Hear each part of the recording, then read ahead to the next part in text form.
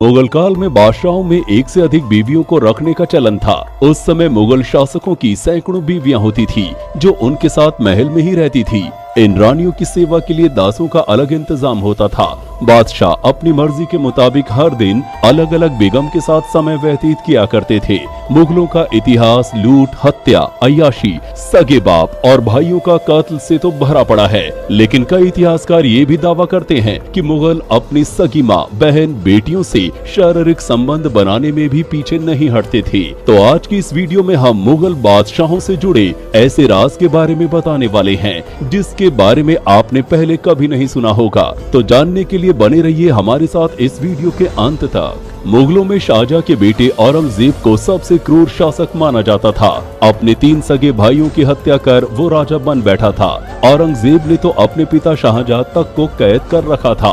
धार्मिक रूप से कट्टर औरंगजेब ने अपने शासनकाल में संगीत पर भी प्रतिबंध लगा दिया था। एक प्रसिद्ध इतिहासकार वे स्मिथ ने औरंगजेब के बारे में लिखा है कि शाहजहां के हरम में 8000 रखेले थी जो उसे उसके पिता जहांगीर से विरासत में मिली थी। उसने बाप की संपत्ति को और बढ़ाया। उसने हरम की महिलाओं में से बूढ़ी औरतों को मार डाला और हिंदू परिवारों की लड़कियों का अपहरण कर उन्हें हरम में शामिल किया। इतिहास के अनुसार मुमताज शाहजहां की 7 बीवियों में चौथी थी। इसका मतलब है कि शाहजहां ने मुमताज से पहले 3 शादियां कर रखी थी और मुमताज से शादी करने के बाद भी उसका मन नहीं भरा तो उसके बाद भी उसने 3 शादियां और की। यहाँ तक कि मुमताज के मरने के 1 हफ्ते के अंदर ही उसकी बहन फरजाना से शादी कर ली थी। शाहजहां के बारे में कहा जाता है कि वो बेहद अय्याश किस्म का राजा था। कई इतिहासकारों का दावा है कि शाहजहां ने अपनी सगी बेटी जहां आरा के साथ भी शारीरिक संबंध बनाए थे। कहा जाता है कि शाहजहां और मुमताज की बड़ी बेटी जहां आरा बिल्कुल अपनी मां की तरह लगती थी, इसीलिए मुमताज की मृत्यु के बाद शाहजहां अपनी ही बेटी से संबंध बनाने लगा था। अब बात करते हैं मुगल शासक बाबर के बेटे हुमायूं के बारे में। हुमायूं को लेकर ऐसा कहा जाता है कि वो नशे का आदी था। हुमायूं को अफीम और मदिरा पान की लत लगी हुई थी। वहीं मुगल काल के महान शासक अकबर की मृत्यु अपने बेटे जहांगीर की वजह से हुई थी। अंदरूनी किसी कलेश के चलते जहांगीर ने अपने पिता अकबर को जहर देकर मरवा दिया था। सत्ता के लालच में आकर उसे ऐसा करना पड़ा।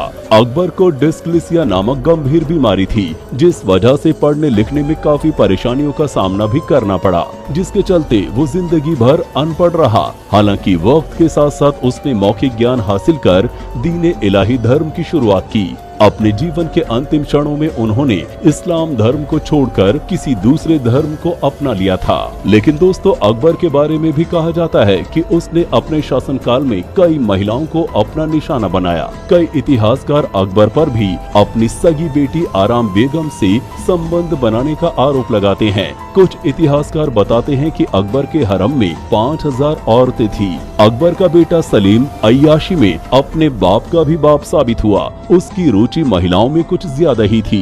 इसकी पहचान अकबर को तभी हो गई थी जब वो काबुल विजय की मुहिम में 13 साल के सलीम को अपने साथ ले गया था।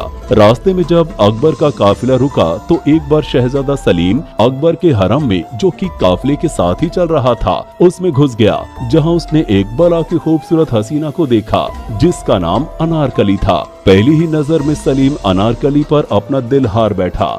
जब अकबर को इस बात का पता चला तो उसने सलीम को हरम से बाहर खींचकर सबके सामने बुरी तरह जलील किया था।